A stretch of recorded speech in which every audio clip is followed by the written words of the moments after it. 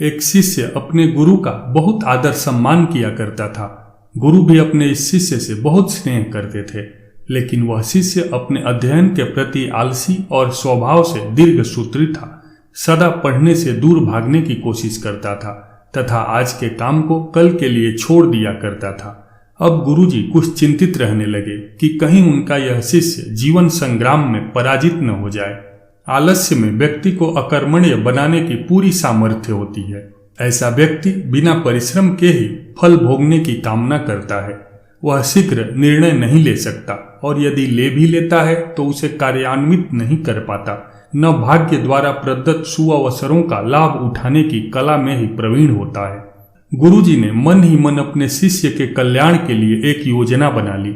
एक दिन एक काले पत्थर का एक टुकड़ा उसके हाथ में देते हुए गुरुजी ने कहा, मैं तुम्हें यह जादुई पत्थर का टुकड़ा 2 दिन के लिए देकर कहीं दूसरे गांव जा रहा हूं। जिस भी लोहे की वस्तु को तुम इससे स्पर्श करोगे वह स्वर्ण में परिवर्तित हो जाएगी। पर याद रहे कि दूसरे दिन सूर्यास्त के पश्चात मैं इसे तुमसे वापस ले लूंगा।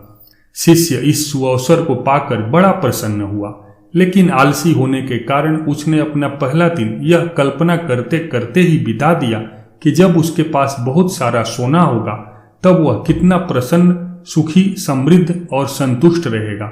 इतने नौकर चाकर होंगे कि उसे पानी पीने के लिए भी नहीं उठना पड़ेगा। फिर दूसरे दिन जब वह प्रातःकाल जागा तो उसे अच्छी तरह से स्मरण था कि आज स्वर्ण पाने का दूसरा और अंतिम दिन है। उसने मन में पक्का विचार किया कि आज वह गुरुजी द्वारा दिए गए काले पत्थर का लाभ जरूर उठाएगा। उसने निश्चय किया कि वो बाजार से लोहे के बड़े बड़े सामान खरीद कर लाएगा और उन्हें सोने में परिवर्तित कर देगा। दिन बीतता गया पर वह इसी सोच में बैठा रहा कि अभी तो बहुत समय है, कभी भी बाजार जाकर सामान लेता आएगा। उसने सोचा कि अब तो दोपहर का भोजन करने के पश्चात ही सामान लेने निकलूंगा। पर भोजन करने के बाद उसे विश्राम करने की आदत थी और उसने बजाय उठ के मेहनत करने के थोड़ी देर आराम करना उचित समझा। पर आलस्य से परिपूर्ण उसका शरीर नींद की गहराइयों में खो गया और जब वो उठा तो सूर्यास्त होने को था। अब वह जल्दी जल्दी बाजार की तरफ भागने लगा, पर रास्ते में ही उसे गुरुजी मिल गए।